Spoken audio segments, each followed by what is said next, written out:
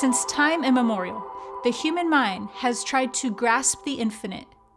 We have tried to assign it our own personal archetypes and our own personal symbology and myth. We have done our best to be able to capture the all within our own capacity for our own depths and our own range. So today I'm going to be explaining exactly what this all-encompassing concept of the multiverse truly is. Both in modern times and antiquity, we have made a faulty error when it comes to being able to calculate exactly how all-encompassing the multiverse is.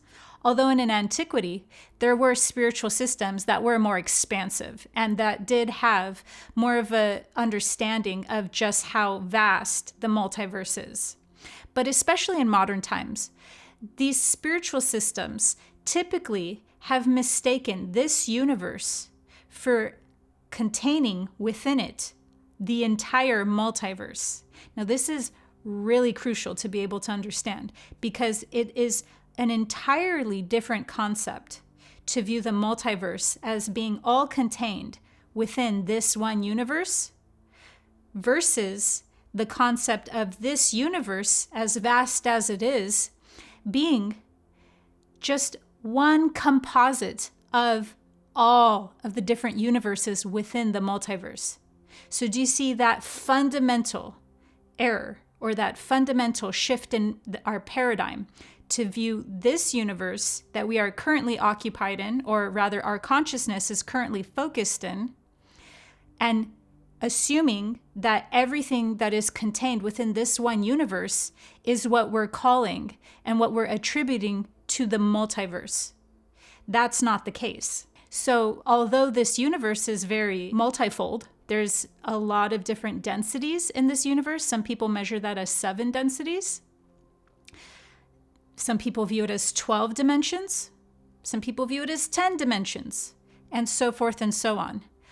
Although this universe contains so many different configurations of densities and so many different facets of dimensions, that is all contained still within the construct of this universe. And the construct, the fundamental reality of this universe is one of light. So we are in a universe of light. We are in a construct of light. Now, to get a better understanding of what exactly I'm talking about when I'm speaking about densities and dimensions, you can watch my video specifically on this topic, where I break down the difference between densities and dimensions. But regardless of whether we're talking about densities or whether we're talking about dimensions, both of those structures of space and time are contained within this universe. So even if we're exploring a vast and infinite amount of dimensions within densities, still inside this universe, that is not all of the multiverse.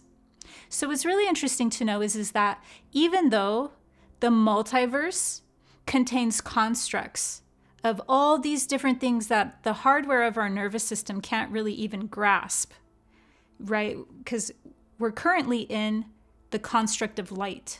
So we're so oriented within this universe that our hardware is not allowed to conceive of exactly what would even be outside of light. And that's for a very important purpose. And that's because we would literally short circuit. We're meant to be in this experience.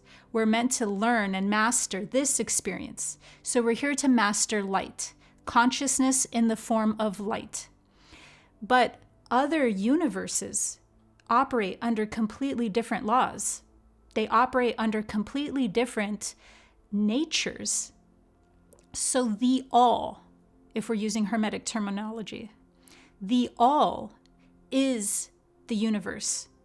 And the all is unknowable. It's knowable to certain degrees, absolutely. But the reason why it's known as unknowable is because, one, we are fixated into the construct of light. So as I just said, we're fixated so much and oriented into this experience that we purposely, our higher aspects of our consciousness, cut those other knowings off so that we can focus on this experience, or else we wouldn't be able to be in our experience fully and fully immerse into the depths of our character and into these dimensions. So that's one of the reasons why the all is unknowable. It's intentional. The other reason why the all, meaning the multiverse, is unknowable is because the multiverse itself is learning still its own nature. It's constantly expanding in its own infinite potential. So it's exploring itself, and how it explores itself is through these universes that are contained within these different constructs, and then have from there their own laws.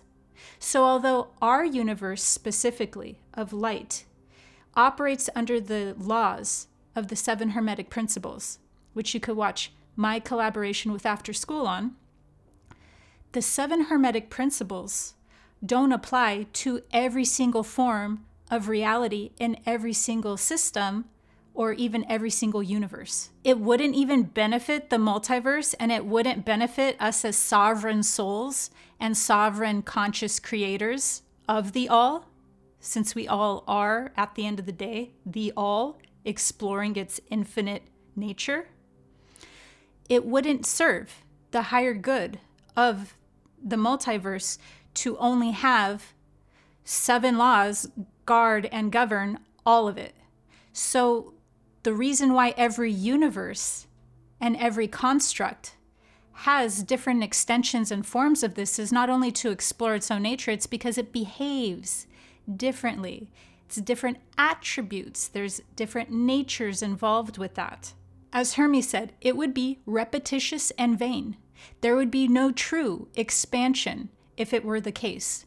And so all of the laws of all of the multiverse are in accordance with that construct that is taking place within those universes, but they all benefit in the expansion overall and the understanding of the multiverse's true nature, just exploring its different range. A construct does not mean it is artificial. A construct is a geometrical device that allows us to explore one singular element of our eternal essence. What this means is, if beyond this universe of light, if we are comprised of more than just the expression of light, and more than just the themes that are all included with light, then we are simply essence. Consciousness itself is made up of essence. We can call our eternal essence spirit, or we can be even more precise and call our eternal essence intrinsic attributes of existence. So a construct simply means when consciousness focuses itself into exploring one expression of its eternal existence. And that one expression or feature of itself is what that entire universe is made up of. Some of the themes we get to explore in a universal construct of light is duality and polarity. There is nothing inherently wrong with duality or polarity. It is simply the features our eternal consciousness is exploring inside the expression of light. When our consciousness focuses into one of the constructs within the multiverse, our consciousness goes into what we would call deep concentration. It projects its consciousness deeper and deeper into the theme of that universe, until it has fully mastered that expression, until it has fully known that part of the multiverse's essence. This is what develops gnosis, and this is the deepest meaning of know thyself. Popular movies have given us the impression that the multiverse is something that takes place in the lower levels of this universe, meaning that their version of the multiverse is just parallel timelines or parallel realities, when that is like the smallest of fractions of what the multiverse truly contains. So in that case, what's actually being referred to there isn't the multiverse. It's being referred to as exploring the different dimensions, all contained within this density of the third density. Whereas, once again, the multiverse is even beyond this universe and this construct of light. It could be exploring in another universe, completely different nature, meaning a completely different construct. Now, there is one exception to this rule, because there is an exalted way of perceiving the universe as the multiverse. And that's when we're looking at it as a one song. So maybe perhaps some of you have learned that universe means one song. Uni, meaning singular, united, and then verse, meaning song. So the universe is one song. So it's a symphony of vibration.